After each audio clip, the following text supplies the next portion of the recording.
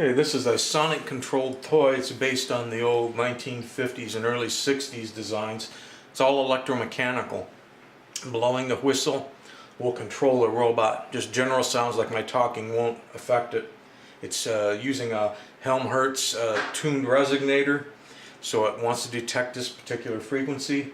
There are no transistors, no ICs, no microphones, no vacuum tubes. It's all electromechanical. It has to do with vibrating contact points within this resonator chamber, and using the super sensitive relay like the reed relay and clock guts one, or the meter movement one that I've showed how to build.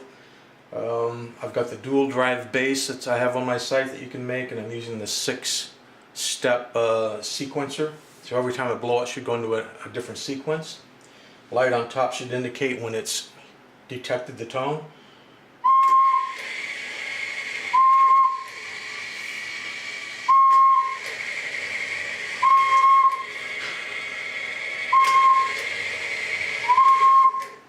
And we went through all 6 steps.